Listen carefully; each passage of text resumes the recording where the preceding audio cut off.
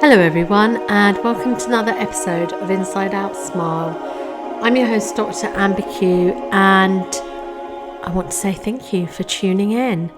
So we were discussing peace last week, and I think I'd like to continue with that theme because I feel as if the world is in such a dark place at the moment. We have some amazing people who are standing up for human rights, for compassion, and really just for decency, basic decency. And on the flip side, we have genocidal maniacs. And I should say that in their middle, there are people that are just either putting their head in the sand or just living their daily life as if it does not concern them or affect them. But they don't understand that it does actually affect them, and they just don't realize the consequences that will become apparent if they remain silent. Because if what is happening in Gaza can happen there, it sets a very dangerous precedent. But then this also brings me to peace. And, there was a time in my life, and I do often say this prayer for people and for friends, and that is to wish them peace of mind and peace of heart, because those two things are such a major part of our lives. And I feel that if you don't have peace of mind and peace of heart, well, I think if you have peace of mind, you can survive peace of heart. And I think that in today's world, a lot of people don't have either of those. And the ones that do have peace of mind, I think those are people of faith, people of conscience, and people who have humanity. And I'm just speaking generally, because you can't be a kind person and then have a horrible opinion or attitude to somebody or something. Whether, if that's any living being. I do feel that quite strongly, certainly towards humans and animals. No, actually, yeah, I stand by that. If you're a kind person, you will be kind to other people, you will be kind to animals, you will be kind to plants and the environment. And that isn't really the case, but I think a lot of people are also unaware. And I don't know if they're unaware because they don't have peace of mind and they don't have peace of heart, and they're locked in their own pain and their own anxiety, because it does seem that a lot of people have anxiety these days. And I feel that, this is also in part due to our pace of life and social media. And I do yearn, to be honest, for a more simple life. But I feel that anxiety is also present in society to such a degree because there is a lack of faith. There is a lack of dependence upon our Creator, God.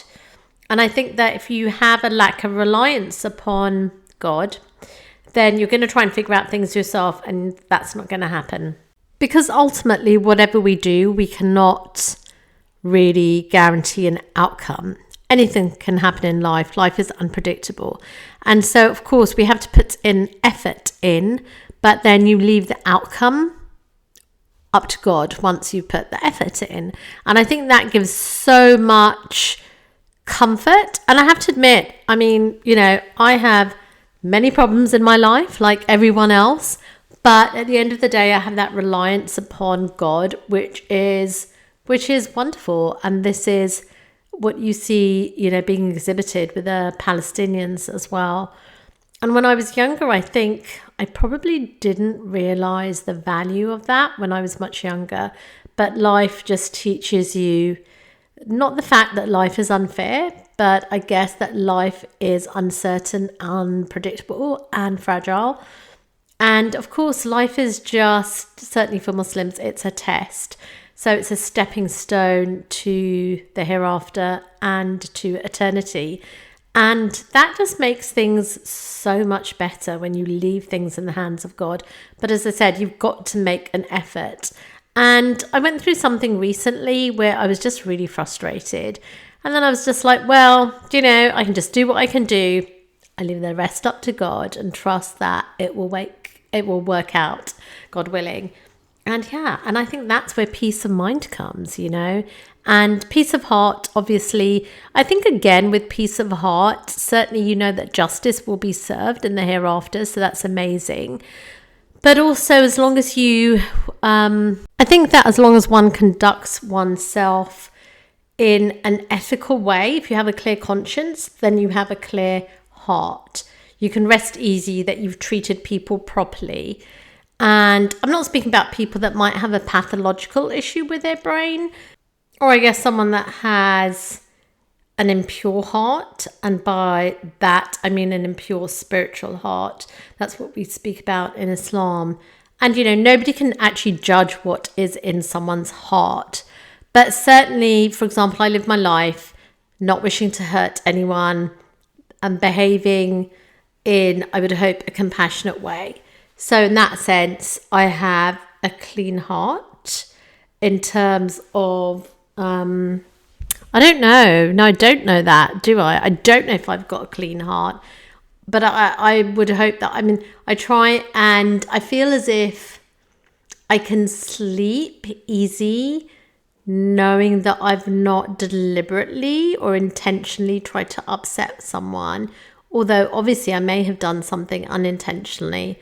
But I think you get the gist, because, we can't judge other people in terms of their hearts.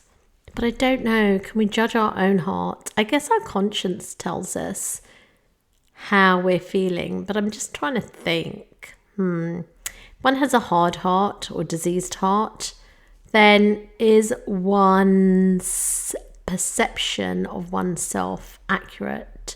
I don't know. What are your thoughts on that? But essentially, I just feel that, when people speak about narcissists and how they behave, it's due to insecurity. So they're not happy inside. So I'm just speaking about the average person, I think. I don't know. Who is average anyway? Gosh, we're going down a rabbit hole. But I do feel that peace of mind and peace of heart is vital. It's the thing that makes life worth living.